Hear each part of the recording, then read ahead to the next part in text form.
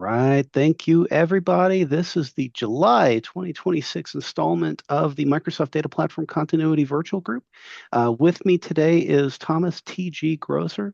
We're going to be letting him run with the next season of the SQL Server Truncated Icosahedron table. Say that 5 times fast. Today, we're going to be talking about extreme backups and restores. So with that, go for it. Okay, thank you, David. Hello, everybody. I'm Thomas. And after talking the last couple of times about how to do your standard backups, we now have to talk about what if you have cases where the standard solutions don't work. Yeah. Some might call it special, other might call it extreme. Uh, it's a point of view. So I have a couple of cases. As you know, I've been with SQL for a couple of decades now, and I came across special cases where regular backup solutions didn't work. So I had to come up. Some of them might, in the meantime, not be relevant anymore, but it's still interesting to hear, or you might have a data growth thing. So these special cases are for either the amount of data in either how much transaction log gets generated or how big the database was. Um, and the other ones were all special cases about long-term retention.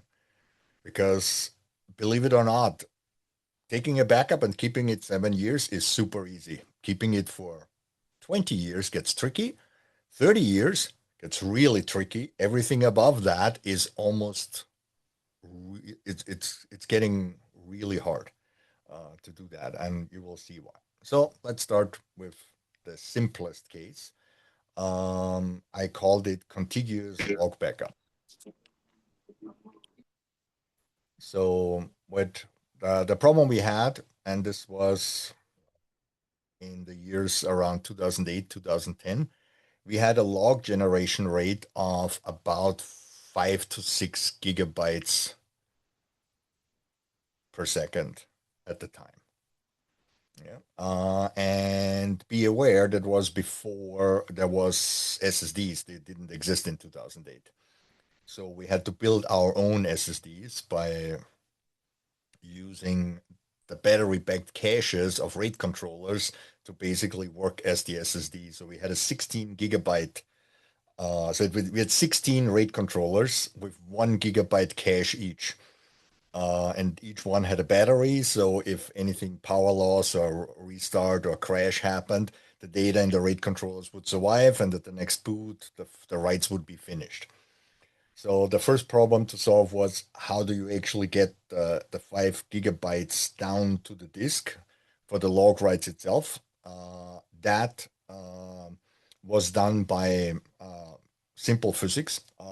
So at the time, rotating disks to make them go faster, EMC had this thing called short stroking, which was basically you only use the outer 15% of the disk drive because they are faster than the inner thing of the disk drive.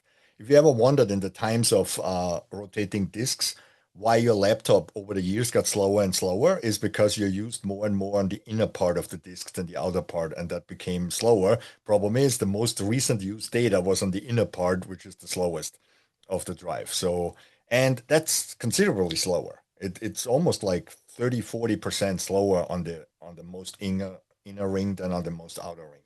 So this is it's a pure physics thing. The outer disk is larger, and therefore they can pack more data in one revolution. Because they don't change the density, they change how much sectors they have in each revolution. And short stroking didn't work for that because every time you had to move the head by just one track, that disturbed the writing. So we came up with a technique that we called no stroking. Basically, we used one revolution on each disk to store the log file. That required for the 16 gigabytes more than 100 disk drives to store 16 gigabytes, but it worked. So that was fine. So we now had 16 gigabytes of cache that well, basically an SSD in these days, and could write the thing. The problem was we only had 16 gigabytes. Our log was never allowed to grow above that size, so we had to clear it out fast enough. So step one, we had to ensure that there were no long-running transactions. We had a minimum. You could not manipulate more than 5,000 rows at a time. So no query could work on more than 5,000 rows at a time, like updates or deletes or something, to make sure we had short transactions. So from a software side, that requires some help. And the other one is the contiguous log backups that we did is basically the most simple code would be while true, backup log. Uh, just the moment the log backup finished, the next one started. The problem is you have to um, create a new file name because it's not a good idea to overwrite your last log backup file name or to write log backups in the same files. Um, it's possible, but it's really hard to use afterwards. So that. So what we ended up was doing 12 files for the performance. So we wrote out in 12 files. Each one we would through a different network card. And did about a log backup every 2 seconds. So I did the math for you. That's about 500,000 log backup files per day for one database. It worked. They were all thing is, did we have sometimes a case where it like we ran out of the fast space? We had overflow space on different drives, but that you could feel on the system. So when that happened, but it was better to have the slowdown than to be offline. Um, but it's when it was working really great. So that's the thing is the problem with having that many files, you very quickly run into the limitations of Windows Explorer or PowerShell or DOS commands when you want to list them or work with them. So we came up with a technique to basically create a new folder every hour um, and fill them in. And then very quickly after that, zipped like a whole hour into one zip file to have the number of files reduced. Also, we learned there's a limit how many files there can be in a zip file. Very quickly, there's limits for that. There is a theoretical limit how many files you can have in an NTFS volume. That's 4 billion minus one. So it's 2 to the power of 32 minus 1. The problem is you don't want to go there anywhere near that limit. So the largest directories we ended up with through errors and things where things went wrong, and before we figured it all out, was about 30 million files in a single folder. And that's not fun to manage. It's still doable. You just have to have iron discipline. So if you connect through the network to that folder and open like an Explorer or so, yeah, the next thing you do is you reboot your client. The server is fine. The server doesn't care. It's the client that Would freaks out. modern OSs or modern workstations change that today? Maybe you have enough memory. The problem is when Explorer starts loading and showing these files, he allocates like insane amounts of memory per file to show the image, the thumbnail, all that stuff. It's insane. Yeah, it might work. You might. So today I would risk opening a folder with like 300,000 files. Yeah. So like a day or something. Yeah. Maybe. Yeah. Multiple millions? I don't think so. I mean, you can try it. It's not that hard to create that many files Yeah. and PowerShell script that runs a whole night or something. And you know, but it's just that the graphical tools are not designed to deal with that. It's not a point.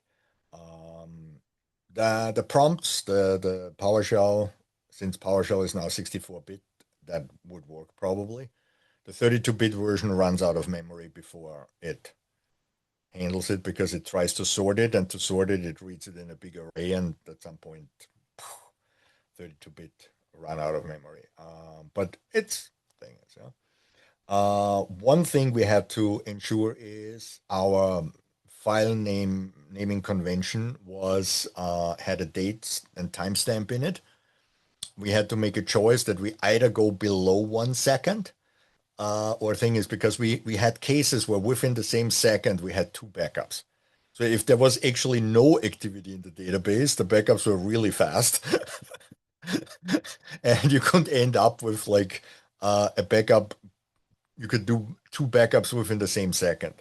So we ended up having basically a delay at the end for 1 second to guarantee that we're always in a new second. Yeah. And that also gave the system a little bit time to do it. One thing that you will not experience anymore today, because Microsoft fixed that actually, it's one of the few things they fixed in the 2008, 2010 timeframes. Every time you took a transaction log backup, SQL Server did a checkpoint.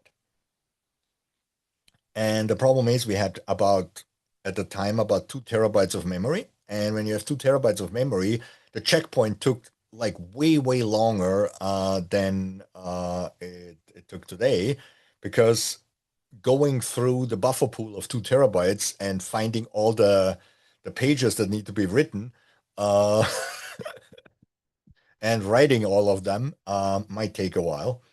So that is one of the last fixes of that was, I think, in SQL 2022, when now the buffer pool scan is now done on more than one CPU at a time, because that was the last thing that actually is. But the fix that they actually put in was done in a very different way. Somewhere around the 2014, they removed the checkpoint from transaction log backup. Before that, they gave you an option. There was an option in the backup command that you could suppress the checkpoint. So what we ended up doing is we basically did like 16 of them or 15 of them without a checkpoint, and then did one with a checkpoint. Um, um, so yeah, you can see once you get into these numbers and performance things, there's always, it's not the basic thing that makes it, gives you the troubles, it's the unforeseen side effects that you create. Yeah? Because again, doing one checkpoint every second, not a good idea. Yeah. And nowadays it's not, they just happen at independently, but at the time, Microsoft thought it's a good idea to do a checkpoint every time you do a log backup, which is not bad because it actually allowed the log to clear out more aggressively when you do the checkpoint. Because once the data is checkpointed, you don't need the entry in the transaction log anymore. But for us, it was more important to move it in circles than to do that. Yeah. So that was contiguous log backups. Uh, we never did that with our regular automated code. We always had that in a separate job for one database, and that job was basically running all the time. And within the job, it was just a loop. It was two loops. One, the inner loop did the backups every as quickly as possible, and it had an exit condition if the date was beyond a certain amount. And when the date beyond certain amount was, what it did is it created a new folder name with the new hour, and then restarted the inner loop again. Yeah. So that's how we dealt with the thing is. And yes, we used XP command shell to create the folder names. We thought about pre-creating them, but then what if the pre-creation job doesn't run, and then so let SQL do that. And again, once an hour, taking a little bit of a break was not the big deal. We had spare capacity, so we were not running at the limit, but it was there. So this is how you take log backups if you create a real insane amount of log entries. And I've never come up to that point anymore. And Also, with the invention of SSDs, the whole thing become much more easy to handle because these days you can have terabytes of log disks at an insane speed. So even if you have like 6, 7 consecutive hours of insane traffic, yeah, your log grows, but at the end you have. Yes. With that strategy, you might come into a different problem. There's a limit how big a transaction log file can be. But luckily in SQL 2019, that changed as well. Because when you are on disks that use bigger sector sizes, your transaction log can now be bigger. There was a limit of 2 terabytes when at 512 bytes, but now most disks have 4 kilobyte sector size. So that's 8 times. Yeah, 8 times as much. So instead of 2, now you can have 16 terabyte log files. You can have multiple of them, but an individual file has a limit how big it can be. And now there are the first SSDs out there that have 16 kilobyte sector size. The problem is you don't want to use these disks for your transaction log because they usually have a very, very, very low endurance because these are disks that are in the over the 100 terabyte disk size. And the drive writes per day are measured in 0.075. Yeah, they're not a thing that you want to overwrite things. No, but regular like one drive write per day with like a 8 terabyte drive or something, uh, which should be fine for most things, um, is good. And if you know it, yeah, you swap that disk out every 2 years or so, because that still means it works for 5 years. And there are still disks that have a durability of 25 drive writes per day. So 8 terabytes, 25, uh, we're getting into the petabyte range. And nobody has a petabyte of ingest per day, yeah, yet. It will come, but not there yet. Yeah, so that's insane log backups. The other one, staying at the same thing, large databases. A couple of years later, mostly in the 2012s, we had a database that had the primary site on an island between the UK and Ireland, little island, Isle of Man, to be very specific. And the DR site was in an Indian reservation in Canada in Kavanaki, which is, if you ever worked in the gambling industry, is a very common setup. Uh, so we had to have log shipping, database mirroring, or availability groups between these two sites for a database that at the time was 250 terabytes in size. And at that time, network was not capable of moving that across continent. We tried everything because the solution we had to come up with was to do a physical data move.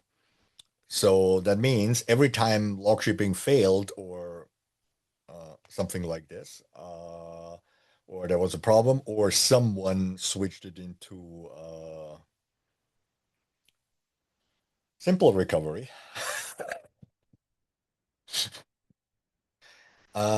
someone packed their bag, their go bag, and took the evening flight to the Isle of Man, while another DBA started a special backup, a full backup of the database to an external disk array at the time. Luckily, back then, airlines were not as critical with carry-on luggage as they are today. So a business class flight from Isle of Man back to London and then from London to Vancouver um, allowed you, they had a size limit on the carry-on, but no weight limit. So you could fill your carry-on with 3.5 inch rotating hard drives, like 48 of them or something, and take the backup that way. So while one DBA was flying to the island, another DBA was doing the full backup. So when he arrived, all he had to do was pull out the drives, put them in a container, and then fly out as quickly as possible and fly to the other side of the planet. During that period of time, we knew roughly at which time we had to kick off the differential backup, and then send that differential backup through the network. So it would arrive basically a few minutes before the physical disks were inserted and restored from them. So that was timed. And then the log backups were continuously copied all the time. So we technically had an uninterrupted log chain in case the differential backup did not work. But that needed a lot of coordination, and things like flight delays or immigration issues or something like this could basically make the backup unusable. Because the problem was if it took too long, the process, then the differential backup got too big. And we needed to basically send that to. We tried to FedEx it. The problem is apparently the reliability of FedEx for that is not that good. So we tried it a couple of times. FedExing something onto an Indian reservation apparently not a good idea. Um, Maybe that has changed over the times. For the DBAs, it was an interesting week because the whole thing for whoever pulled the short straw that had to do the trip had to basically it took about a week for them to do the whole thing and come back. Um, I think this. Today, if you had that, I mean, we're talking about much, much bigger sizes. 250 terabytes can be sent over the network today without any issues. But if you get into the 2, 3 petabyte range, hitting 10 petabytes, you might hit the same problem. Luckily for you today, disks are much larger and faster. So I looked it up recently. So currently, the largest SSD you can buy is 245 terabytes, uh, and can write with 3.5 gigabytes per second. Restore twice as fast. So that would be a handy thing. So you need 4 of them for a petabyte, basically 4, 5 of them. The problem is you still need some kind of redundancy because even SSDs can have a bit flip and a failure. So you can either have 2 drives or every file on 2 drives, a copy, or you work as we did back then, that we had a disk array that did a RAID 6 across the whole thing. And we had another array in the second data center, and we basically prepped them up before that. We had sets of disks that you could just move from one to the other, and the other one would recognize them and immediately work with them. So you don't have to recover your RAID array to begin with the whole thing. And I would recommend that even today. Other options like putting the data on tapes, not an option. Tapes max out at like 30, 40 terabytes these days. Spinning disks are at 36 terabytes. So while that might be an option, the speed of 250 megabytes per second instead of 3 gigabytes per second kills that. And again, if you have a database that size, you can afford the larger ones. And yeah, thing is, you can have faster ones. So there's 60 terabyte drives that can write with about 7 gigabytes per second. And don't forget, you have multiple of them in parallel when you do the whole thing. Yeah? So possible. Again, carefully these days. Airlines have carry-on limits on both size and weight these days, even on transatlantic flights. It usually, when you fly business class, you can convince them, especially when you already discussed that when you buy the ticket. And if you're a larger corporation that buys lots of tickets from them, it's fine. Still be prepared. Another critical thing is, depending on which countries you're flying between, there might be the chance that when you travel with that many disks, that immigration might give you troubles. So we might or might not have done things that three people had to fly with three different airlines, arriving at different times at different airports, and none of the disk sets had a working copy of the data. Only if you put all three together, if you put any two of the three together, you had a working set of disks again. So that was an interesting issue that we had to do. Luckily, we then found a country that didn't have immigration issues, so that became a non-issue. But it was something we had to figure out at the time. Again, the things around the backup are much more complicated than the actual job to do. Um, yes. Yeah. So another option for that would be to use file group backups. I don't know who has ever tried that. I did it in a lab and made the decision that is not an option for us. So why? So file group backups basically, if you spread your data through partitioning or across multiple file groups, you can declare certain file groups as read-only. And then you can take a backup of the read-only file groups by themselves. And you can reuse these backups with the read-write portion of the database as long as you don't ever change any of that read-only file groups, which is, as long as they're read-only, never happens, because once they're read-only, you can't change them anymore.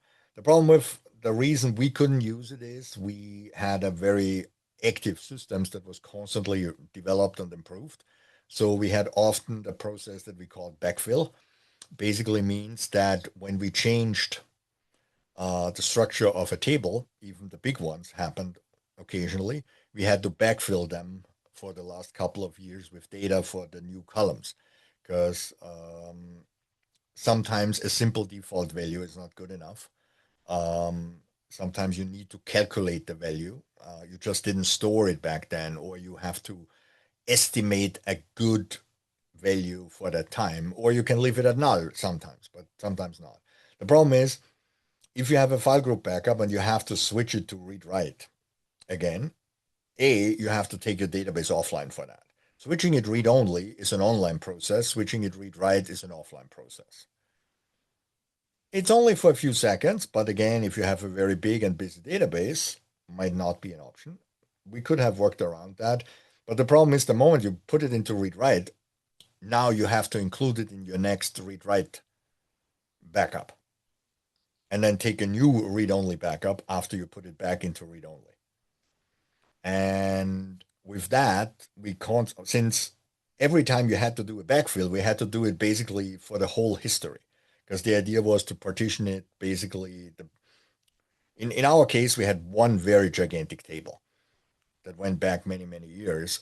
So if we would have partitioned it by year or something, every time we did a change to the structure of the table, we had to make all the tables read write. And then we would have to do the full backup again, and it wouldn't help us. Yeah? Also, doing all that requires extra training for the DBAs to do that correctly. You can do it. It's great for recovery because the restore process is actually really funny. You start with the read write portion of the database. And the moment you have completed that restore, you can bring the database online. And then you can restore all the read-only parts. You can already query and add new data to your database while that is happening, and then you restore the rest. Um, which is great if you have a workload that only occasionally needs the old data. If you have workload that constantly needs the old data, that doesn't help you.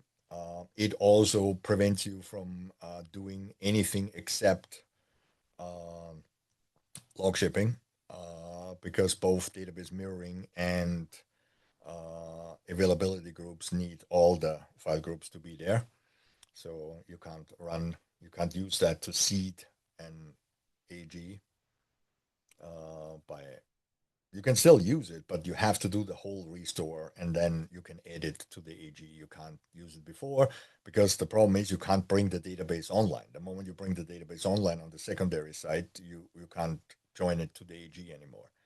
And to do the piecemeal restore, you have to basically bring the database online. If you ever want to see a demo of that, there's an awesome YouTube video from Kimberly Tripp showing it. Uh, and she shows it more like as a DR feature. And she built a disk array out of USB sticks and then basically pulls out the USB sticks and throws it into the audience and replaces it with a new one and then restores the database while never stop querying the database. So if you're just doing it on the primary side, it is an actual helpful feature for like a data warehouse or something.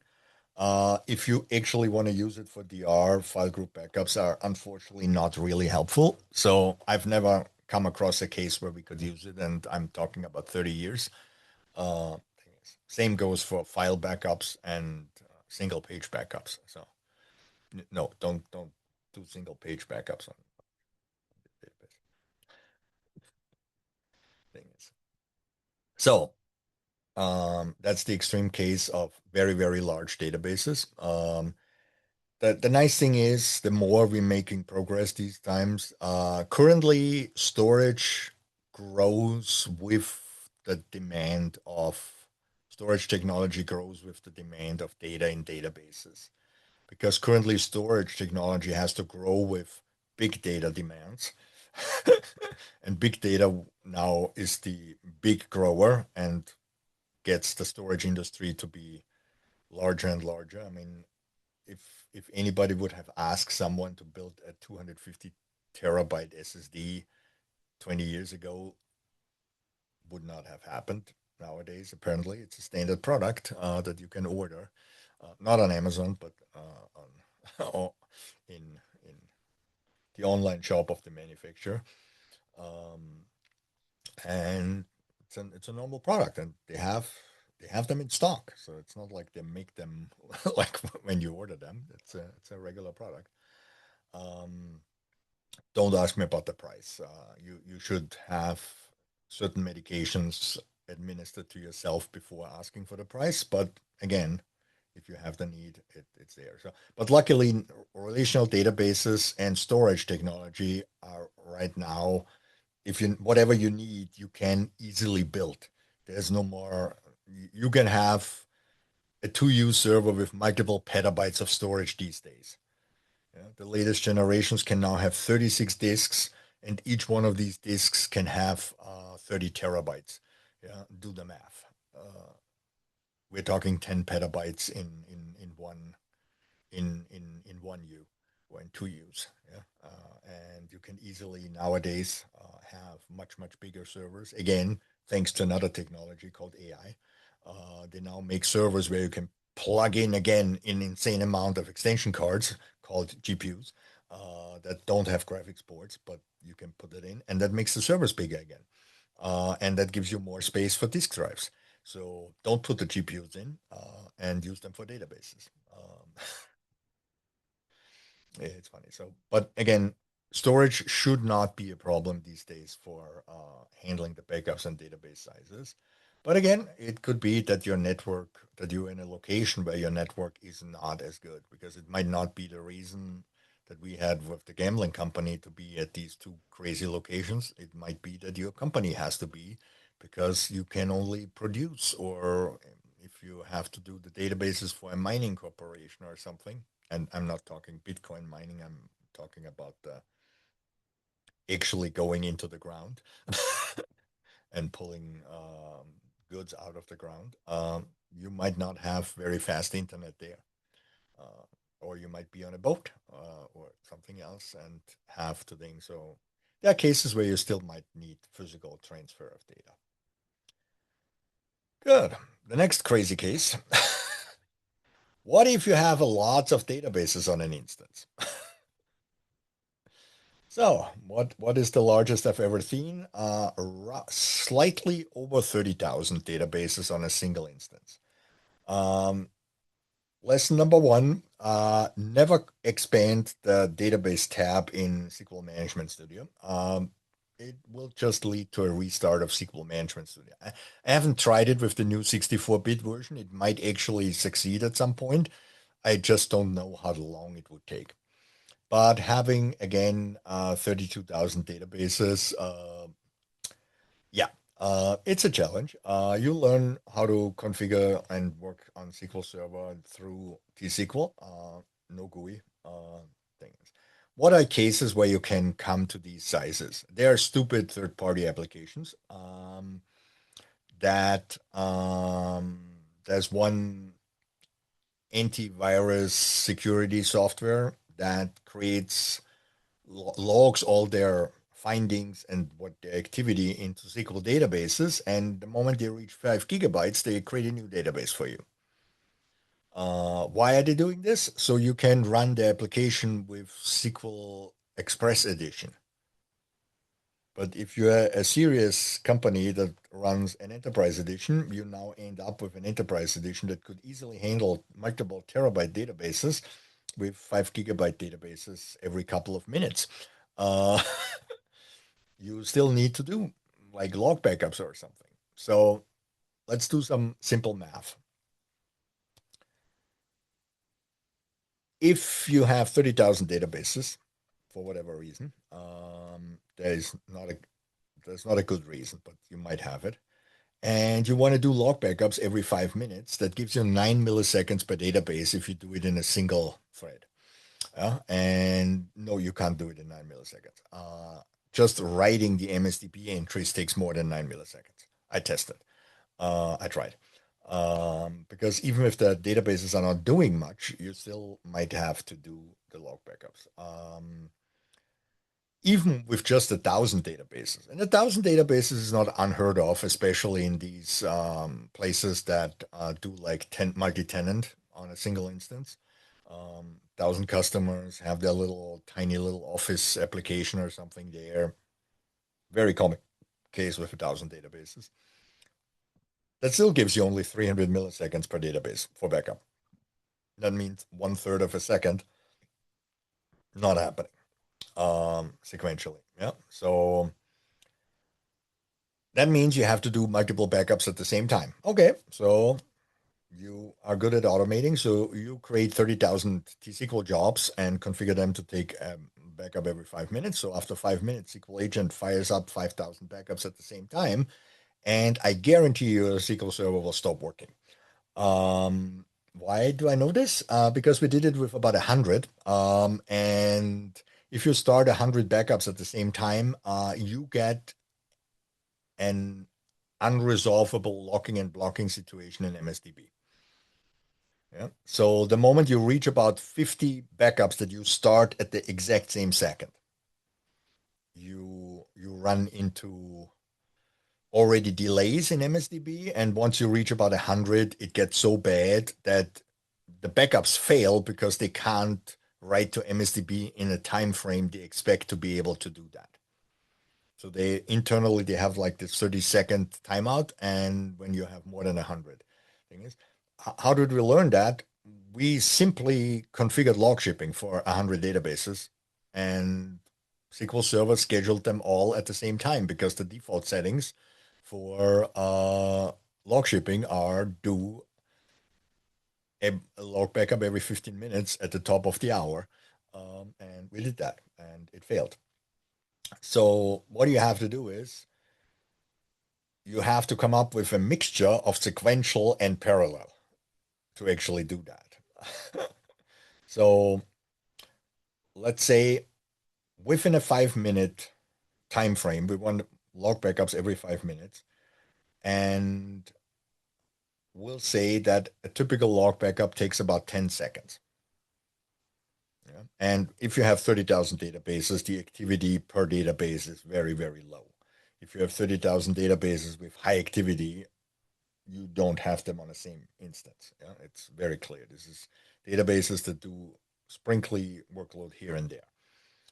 But you still have to do the backups to be within your SLA for data loss. So that means you can do about 30 backups sequentially in a 5-minute sequence. Let's get that down to 25 to be on the safe side. So you have a couple of more seconds left. On the other hand, how many jobs, staggered jobs, can you run in SQL Agent? The smallest granularity you can work in SQL Agent is 1 second, and that actually works. So if you schedule every second another job, they nicely start up 1 second apart. Yeah? You should probably have a bunch of CPUs affinitized for SQL Agent and not have SQL Server use them to make sure you don't have any issues there. But again, if you have 30,000 databases on a single instance, you will have a machine where you can spare a couple of cores. So the problem with that is if you look at the whole thing, after 60 seconds, you're actually starting 2 jobs at the same time, yeah, which is fine. Again, because within 5 minutes, you're only doing 5 at the same time. But then you have the sequential ones in each one of them. And occasionally they will also then start at the, sorry, start at the exact same time again. Yeah? So you have to find a nice little thing is. And what we found out is it's a good thing is, so we do 25 backups in sequence. We did 25 in sequence. And then we had 25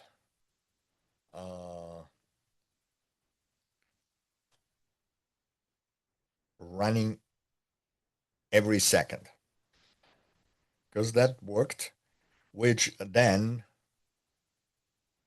but only for 1 minute because we had the 5 minutes anyway. The sequential would run the 5 minutes, but we kicked them all off within 1 second. What we finally ended up doing is doing only 5 at a time and for 5 minutes. And that gave us roughly about 38,000 database backups we could do in every 5 minutes.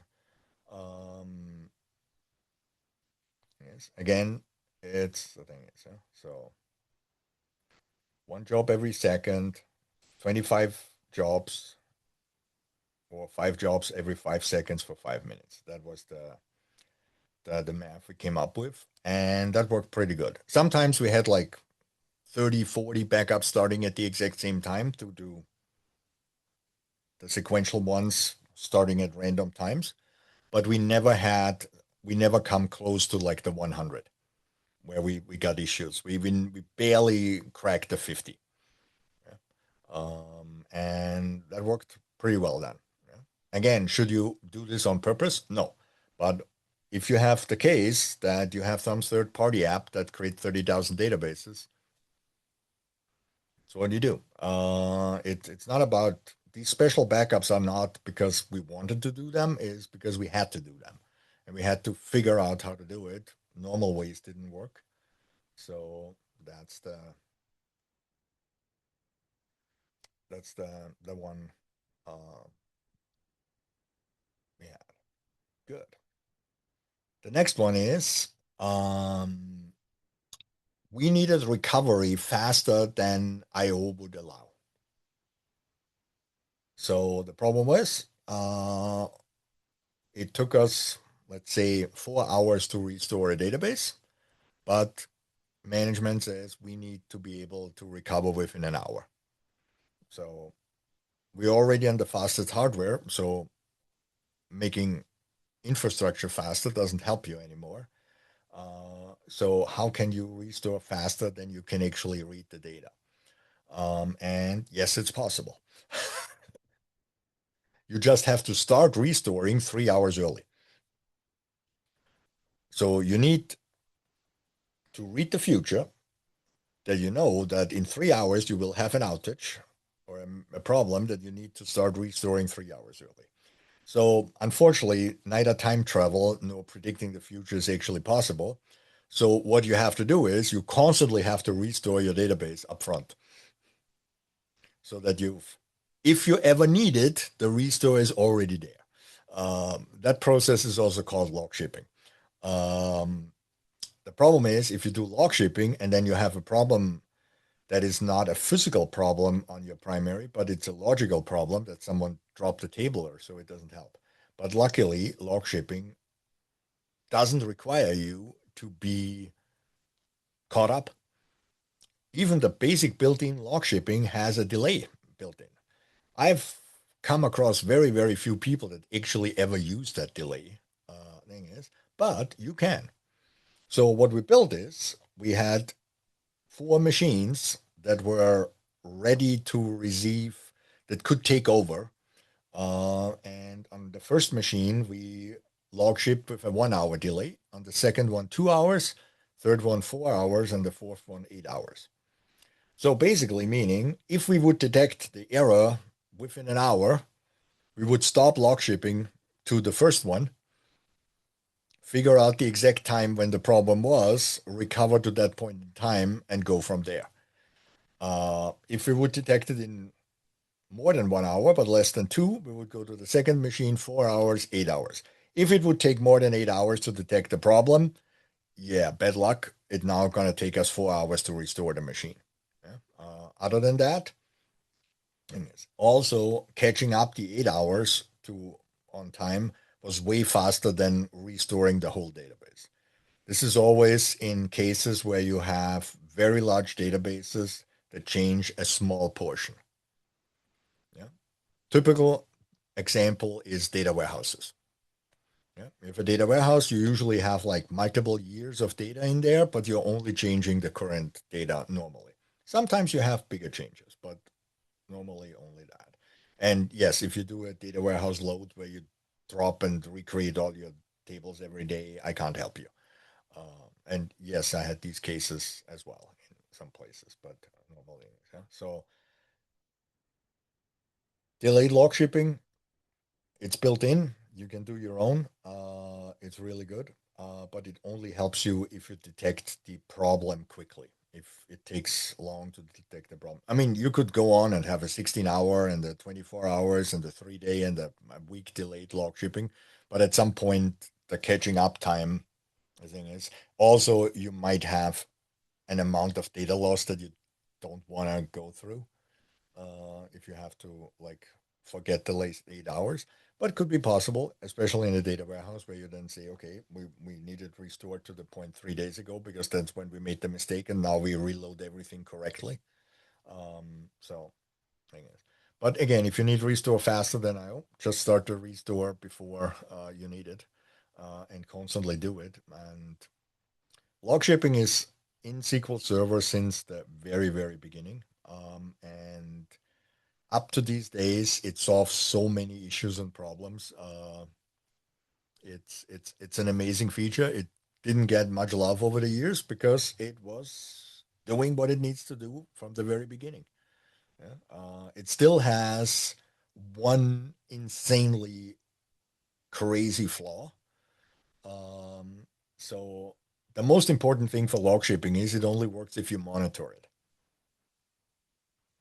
The problem is the moment you turn on the built-in monitoring for log shipping, you cannot rename your servers or migrate your databases to a new server name anymore because you cannot change the monitoring configuration. The moment you activate log shipping monitoring, the instance names are frozen and there's no way of changing them.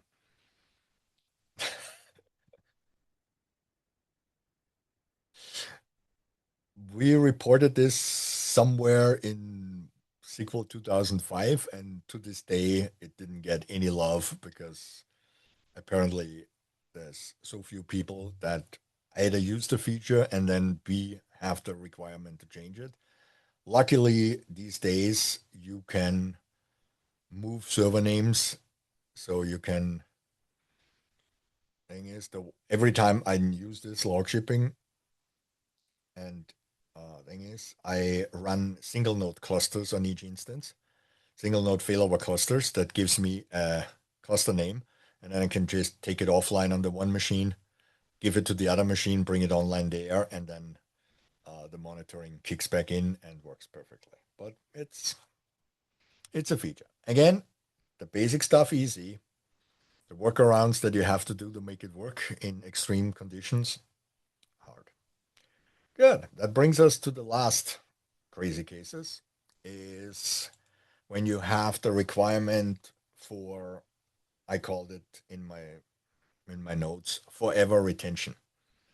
Yeah. So long-term retention is is an issue. It's not easy to do. Yeah. And long-term, why do you need long-term? You need the final backup of a retired database, and the company wants to keep it. Something you don't do this part of the business anymore. Let's take a final backup of the database. We stopped using that application. Take a final backup and keep it just in case around forever. Okay. Second, you might have regulatory reasons. So I worked many, many years ago for a company that works with in the healthcare industry with human plasma products, and they need to keep data for 30 years. That means their backups need to be valid for 30 years, which not easy. And once the software is no longer used, they also need to keep it for 30 years just in case something happens. And the third one is for legal reasons. You get into a legal dispute with someone, you have to freeze your database in a certain point in time, and legal fights might take decades to get resolved. Yeah? Especially if it's just about money. And in certain countries, court systems are backed up for 10, 15, 20 years that you get a spot to actually fight it out. And then you have the appeals process and the second appeal and whatever. And suddenly you're 50 years later and you finally still need that. The problem is taking a backup and keeping it for many, many years has two challenges. One of them is the easy one to overcome. One of them is you need to keep the bits healthy.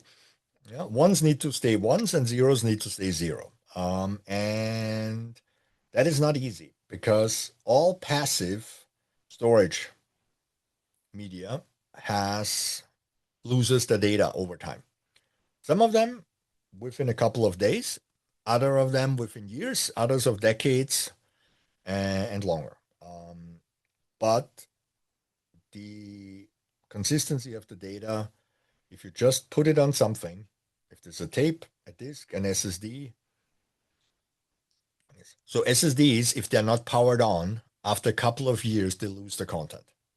So SSDs for long-term storage, very bad idea unless you keep them running. Spinning disks, same thing. The magnetic field, after a while, gets weaker and weaker till you will have at least bit flips, and then at some point you lose the whole data.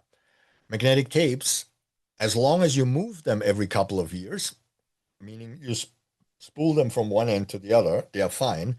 If you don't do that, again, the layers of the tape will then interfere with the magnetic field, and you will have outages there. Yeah. So there's that problem. So whatever you do, you need to have a way of every couple of years, you need to move the data to a new location to make sure it's still safe. Yeah. So again, the normal requirements are somewhere in the range of 5 to 10 years. You can easily put stuff on disks and keep it for 10 years. But once you get into the 20 and 30 years, that becomes an issue. Once you get longer, it becomes even trickier because then the second reason kicks in. Can you still restore the data? So SQL is now 33 years old, getting into the 33-year-old. If you have a database from the very beginning, you cannot restore that database anymore directly SQL 2025. You can't restore it on SQL 2008. You can't restore it on SQL 7.0. If you have a database 6.5 or earlier, you have to restore it in 6.5 and then use a data transfer utility that was included in SQL 7.0 to move the data from 6.5 to 7.0, and then you can go from there. Can you restore a 7.0 database in 2025 when you have a backup? Yes and no. Yes, it will work. No, it's officially not supported. The main reason for that is SQL 2025 cannot run the 7.0 compatibility level that the database is going to be in. That's the only reason. So when you restore the database, SQL Server has to change the compatibility level to 2008, and therefore, technically, the restore did not restore the actual backup. Also, that SQL has changed in the data format on disks and so in these years, but that's not considered, but it's thing is. So technically you have, when you have a SQL 6.5 database, you have to restore it on 6.5, transfer it to 7.0, back it up there, restore it in 2008, take another backup, and then restore it in 2025. That's the official way of doing it. And you can still do it. So what does it take to restore on SQL 6.5? Which is, again, you have the requirement for a backup to be 30, 40 years old. Tricky. 6.5 requires a 32-bit Windows. Oh, that's not supported for a couple of decades by now. Do you still have hardware that can run 32-bit? Yes, you are, because Intel and AMD so far are still backwards compatible for insanity. But there is a project between AMD and Intel that they want to remove all the 32-bit code and all the 32-bit logic from their processor cores, because that's about half the processor and nobody's using it anymore. Yeah, the only every machine these days still boots into 32-bit, but the first thing the BIOS does is switches it to 64-bit and then starts launching everything. Yeah. So unless you are explicitly running a 32-bit app, which there's fewer and fewer of them available, they're still out there and they still perfectly work. But by default, everything is now 64-bit.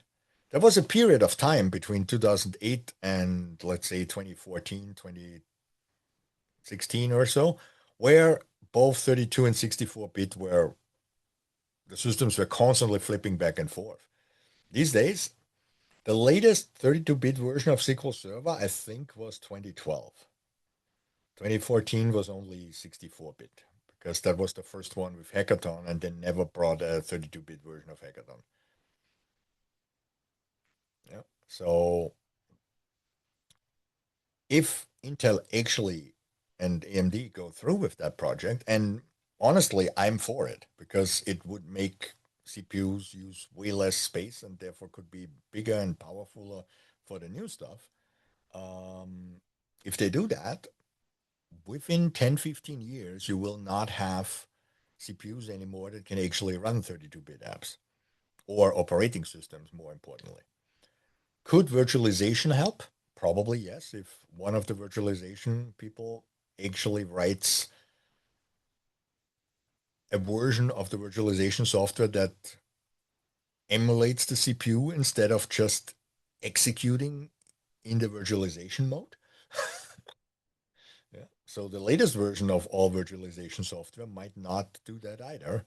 Yeah. So could be a problem. So long story short, when you have to guarantee long term, and with long term I mean more than 10 years, and especially if it's 30 or more years. Yeah?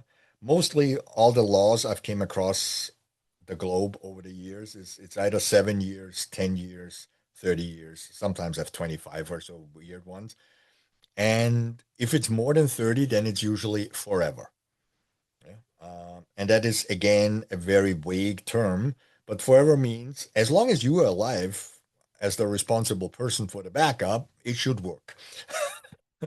Once you're dead, someone else's problem. But the thing is, I've never come across a database that needed forever. I came across databases for 30 years. I've seen contract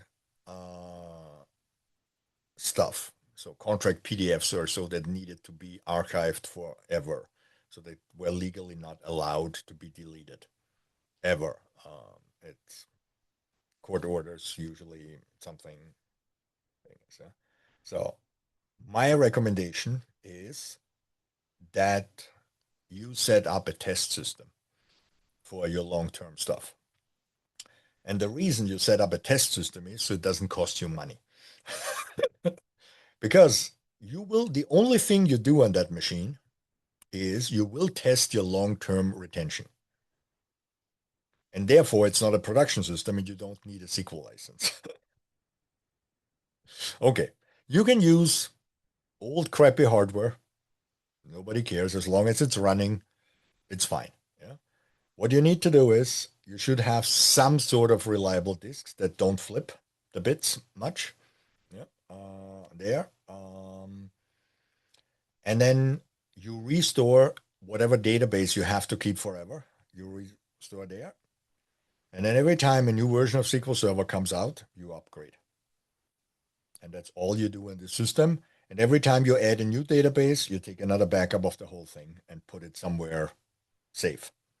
Yeah. And if you want to do is take once a year another backup of the machine just to have another copy somewhere. That takes away the problem that when you have to restore 20 years from now, that you have to figure out how to get it current. You're constantly keeping it current. Yeah. If you always upgrade from every version of SQL to the next one, and it's free because this is a test system. The only thing you're using it is to test if that database is still working on the newest version of SQL Server. So based on Microsoft's licensing, that's not a production system. Yeah. If you ever need the data from there, you never use it from there directly. You take the last backup, you restore it on one of your production systems, and then you pull the data from there. So never read the data there. Just keep that to upgrade that. Should you run this thing all the time? Maybe not. Should you turn it on once a month? Yes. To keep, if you're still using spinning disks, to keep the disk spinning. If you're using SSDs, to give them power occasionally. Yeah? So have that thing. Could you do it in a VM?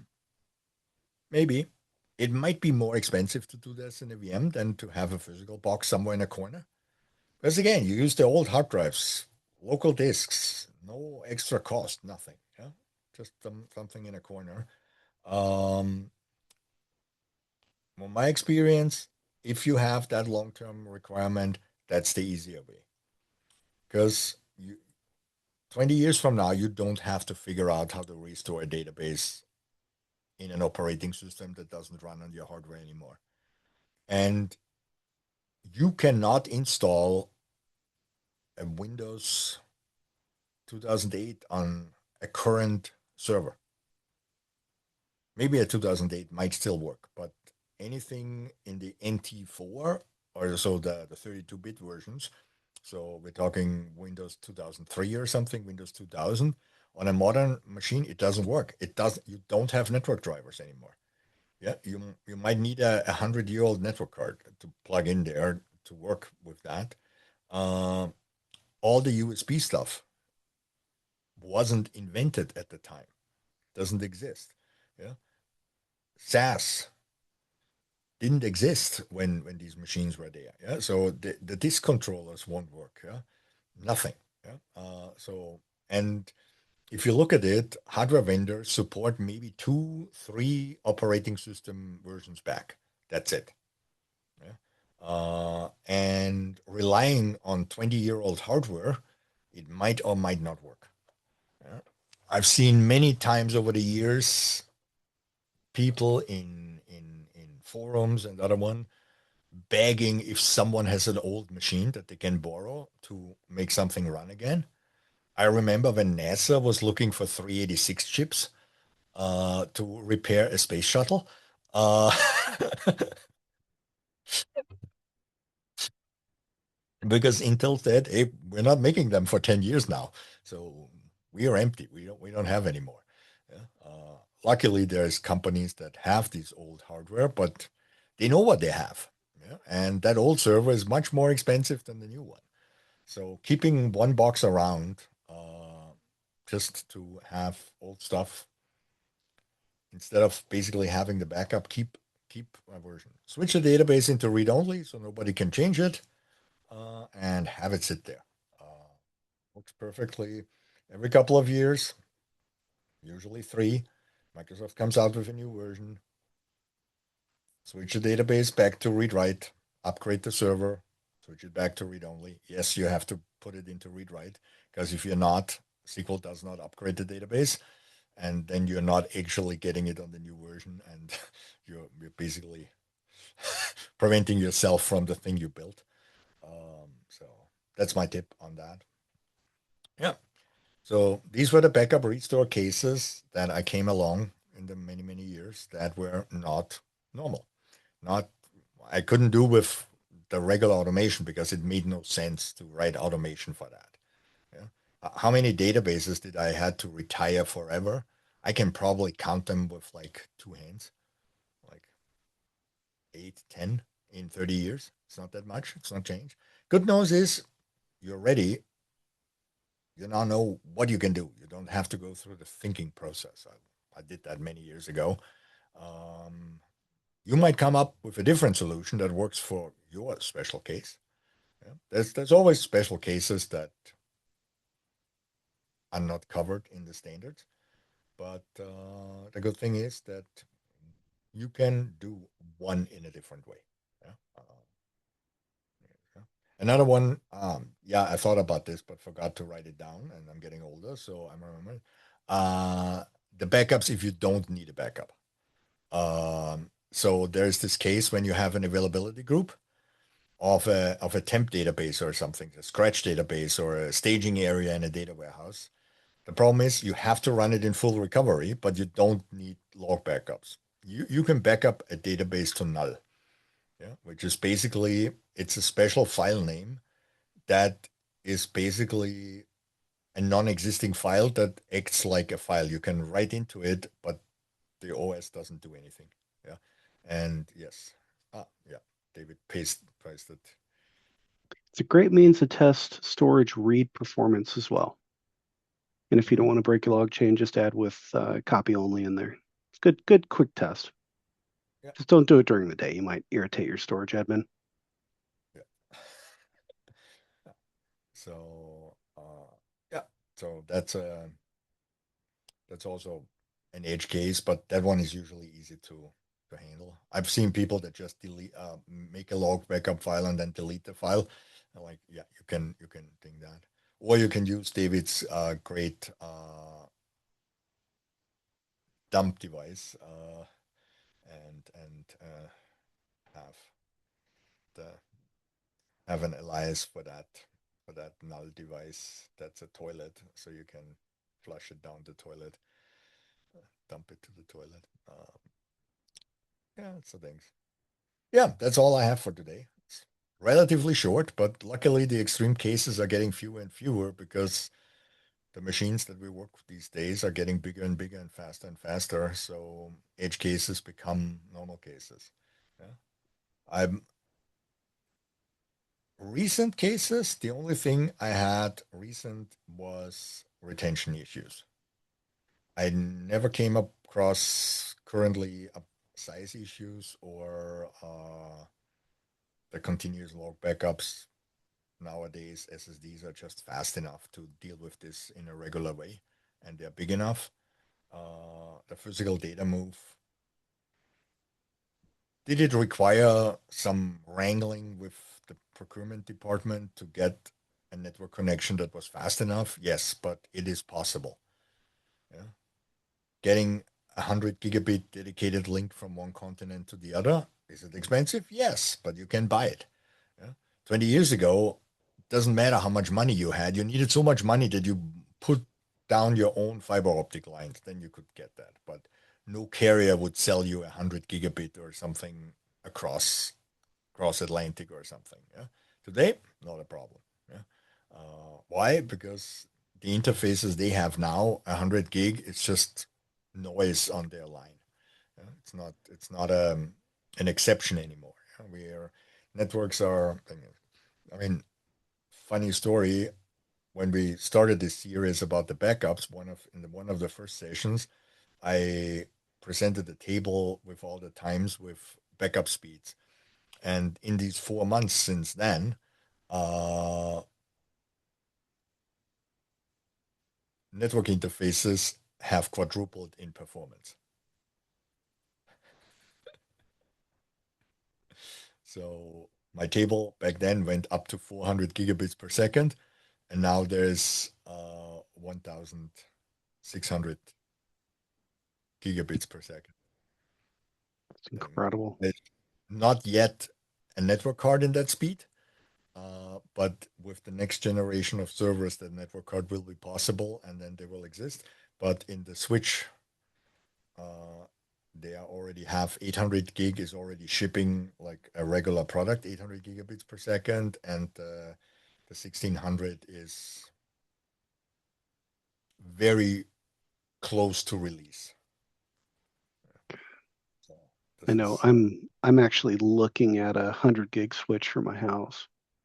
The prices have come way down for prosumer grade. yes, yes. So 100. So especially like the small ones where you only have like 8 ports or so, where they can do it in a single chip without any special wiring and something. It's you might still have a power bill that gets you a little bit nervous, but Yeah, power here is cheap. and that the switch itself is cheap. What usually gets you in the 100 and up is the little things you have to insert because Hmm. there's no. Uh, I I'm remember I'm when we first switched to 25 gigabits per second. The difference on the switches between the 48 port 10 gigabit switch and the 48 port 25 gigabit switch was like $200. The difference between the cable from the switch to the server was like $5 for the 10 gigabit cable and $400 for the 25 gigabit cable. Yeah. they know So where they can get you. thing is, these days, I think the port difference between 10 and 25, considering both the switch port and the cable, is less than $2 from 10 to 25. Going Yep. from 25 to 100, that's a different story because that's completely different hardware and so on. And then going from 100 to 400 and 800, we're talking.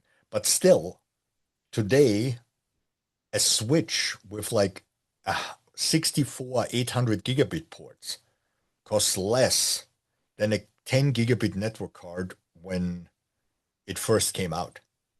Yeah? So the this is a, I know the first 10 gigabit network card we bought was about $40,000. Yeah? And the idea was to replace 16 1 gigabit ports on a server with one 10 gigabit. Yeah? Didn't work because at the time the drivers were so bad that it didn't even work. Yeah?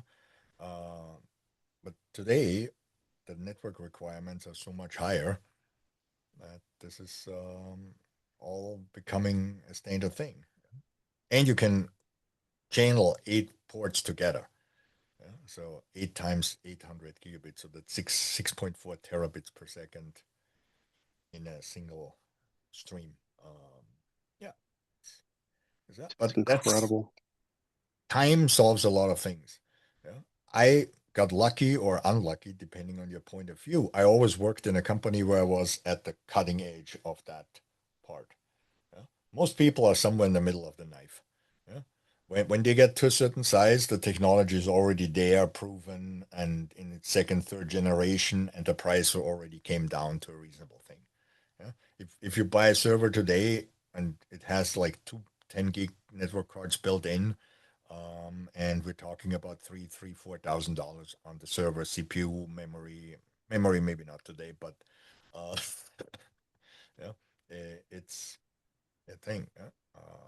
Years ago, these things were in the millions of dollars for the same capabilities. Yeah? and that's what it came here. So It's incredible. Yeah, right now you can get a MikroTik 4-port 100 gig switch that is tiny, fits on a desk, 1400 USD. Just yeah, incredible. yeah, yeah. Wild. All right. Well,